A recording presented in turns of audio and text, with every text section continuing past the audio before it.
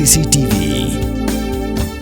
Ka East West Group of Institution Bangalore, ka court admission na kabenta ka nursing but paramedical course, kabala itho da ka Indian Nursing Council. Ka buy admission ka badunatam, but she's pa percent ka jinyokam. Pila ru ban apply da ka education loan.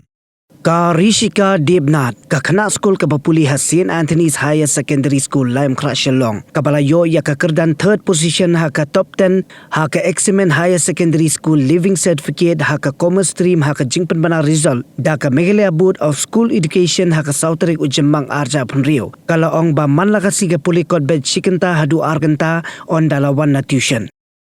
Kalaong ba ka jingdon ka jingangnut ban pendep ya ka jingpuli ha ka degree level bat ban trekum ka chartered accountant shisin kasi. Actually, I should thank my sister. She helped me a lot with this preparation, and I went for accountancy tuition and all. I should thank my tuition teacher. He helped me a lot with my preparation, and I studied like 1 or 2 hours after like school and all, after tuition and school. And I guess I did not study much, to be honest, but yeah, I want to do BCom plus C and I want to be a chartered accountant. I would say that there's like the people around us create a panic because like we think that board examination is like very hard and all.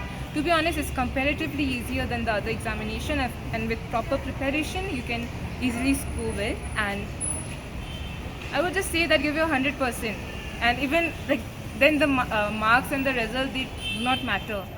And after seeing the result you will feel happy, then even if you have some regrets, but it's fine. Like you will feel that you have given your best, so it's fine. The competition jungi kam judai ka touch lane kam kodyat madiat, they are never our competition. Competition jungi kedai mangi para guest house, para instay, para homestay. Kaya mengisak sedang di email pa jong apa di amba yang penkala no syaka guest house lah neka homestay kan.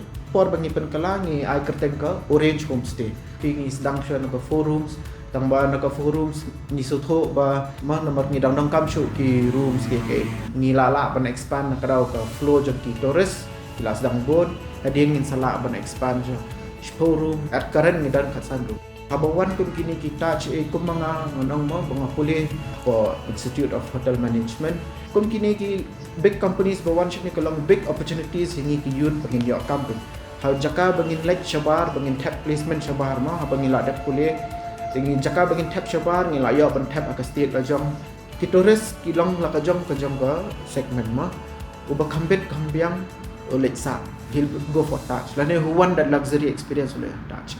Budget travelers kilai hakim hotel tekidan ki middle class ki kwa ban sa ha pem kini ki instay ki tang kata hang la ban ka bekam dan jing thot iro yangi ngai baka acknowledge tot ya baro homestays owners lane ki instay lane kiwai ki bentaro recently ngadang show receive ka wai ka award ma katin ba ka gold award jang tu sustainable Indian tourism New York ka orange instay ma to ka po tekan ka ni ka wai company ba ka government hi ka acknowledge lo dia boro ka trahi ban promote lo dia boro